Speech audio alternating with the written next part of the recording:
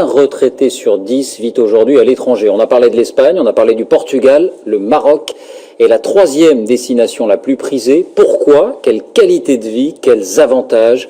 Dossier réalisé par nos envoyés spéciaux Anthony Joly et Tatiana Daligo. C'est la retraite dont il rêvait. Tremper les pieds dans la piscine au mois de décembre par 26 degrés. Depuis 3 semaines, Nicole et Patrick Play savourent la douceur de l'hiver marocain. On a un climat qui est vraiment exceptionnel, avec cette montagne qui nous protège. Et c'est un coin de paradis, quoi. C'est notre récompense. Voilà, la récompense de toute une vie. Depuis 5 ans, le couple passe 6 mois de l'année dans ce camping près d'Agadir. En 2010, un de leurs amis leur parle du Maroc. Ils visitent le pays une fois, le coup de cœur est immédiat. Lui, l'ancien électricien, elle, l'animatrice en grande surface, décide d'investir 45 000 € dans ce mobil-home de 60 mètres carrés. Sur la véranda 30 et sur le mobil-home 30, ce qui fait 60 mètres carrés au total et 15 mètres carrés de terrasse extérieure. Et vous avez la cuisine, le salon et à l'intérieur... Un grand salon-cuisine et 2 chambres pour accueillir leurs enfants et petits-enfants. C'est du camping sans être du camping, je veux dire, hein, c'est du haut de gamme, quoi. Dans ce camping 4 étoiles, la clientèle est composée uniquement de retraités et quasiment tous de la même nationalité. Des Français ici, des Français aussi.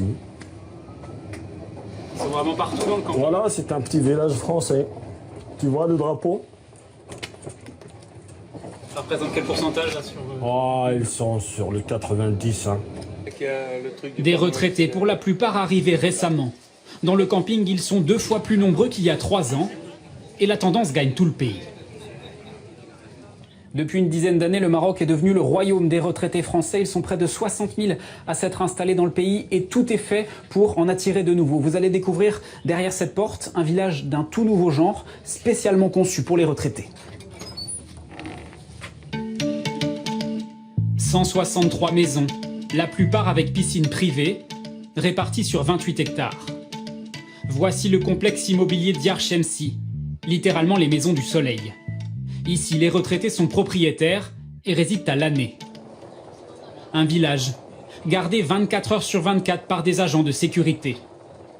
À l'intérieur de cette ancienne orangeraie, pas de voiture, seulement de longues allées un peu vides en ce début d'après-midi. C'est dans ce cadre calme que Mireille et Joël Bourguignon ont acheté cette maison il y a 3 ans. On rentre chez nous. Donc là, nous arrivons dans la salle à manger, cuisine américaine ouverte. Vous avez quelle surface là dans cette maison? La surface totale de la maison, c'est 160 mètres carrés. Surface à laquelle il faut rajouter ce jardin de 950 mètres carrés, avec piscine et vue sur les montagnes de l'Atlas. Ce qui a convaincu ces anciens employés de l'aviation d'investir au Maroc, c'est le prix de la maison, 300 000 €. C'est 3 fois moins qu'une villa équivalente dans le sud de la France. Vous auriez pu acheter une telle surface en France? Non. Honnêtement, non. Non, parce que acheter la surface en France, c'est bien, mais après, il faut vivre. Et quand on arrive à nos âges et qu'on va mettre 1 million dans quelque chose, il faut avoir ce million disponible, sinon ça veut dire que c'est reprendre des crédits jusqu'à quel âge? Ils ne se rendent désormais en France que quelques jours par an pour aller voir leurs enfants. Le mal du pays, ils ne le connaissent pas pour l'instant. On a la possibilité de remonter quand on veut en France. Je veux dire, il suffit de faire une réservation, un billet d'avion, 3 heures après, on est à Paris. Comme nos 2 enfants sont sur Paris, c'est pas plus compliqué que ça, quoi. Parmi la centaine de Français présents ici, le couple s'est fait des amis, comme le Lyonnais William Payès. Le tireur, c'est lui. Les pieds dans le rond, hein, les pieds dans le rond. Cet ancien inspecteur des impôts est arrivé dans le village il y a 2 ans, sans connaître le pays. Mais le fait que tout le monde parle français ici l'a rassuré. Ici, tu vas rencontrer des gens, tu vas les voir, tu vas toujours discuter. Que ce soit même avec les Marocains, les jardiniers, tu parles français. Et ça, c'est important, parce que tu es quand même dans un pays autre que le tien. Et des fois, la langue, ça manque aussi. William Payès l'assure, les retraités du village ne vivent pas qu'entre eux. Lui, par exemple, se rend chaque semaine au souk avec sa femme pour faire quelques courses. Et il a même appris quelques mots d'arabe pour, dit-il, mieux s'intégrer. Eux, il faut un effort de parler le français. Moi, j'essaie de parler un petit peu berbère. Aller au souk, c'est aussi profiter d'un autre avantage du Maroc, des prix défiant toute concurrence. Je ramène souvent entre 7 et 10 kilos de fruits pour 70 dirhams, c'est-à-dire 6 euros. Donc voilà, quand on sait le prix en France.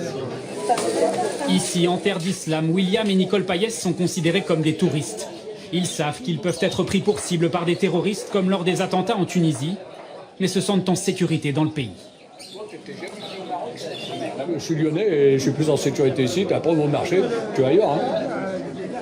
Donc ici, tu as toujours un Marocain qui va te parler, qui va te dire comment tu vas, qu'est-ce que tu veux, tu as besoin de quoi, et il te protège. Il te protège. Il se protège eux, mais il te protège toi aussi.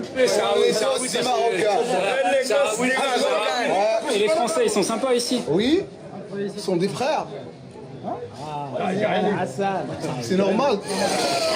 Un accueil qui fait du Maroc l'une des destinations préférées des retraités français.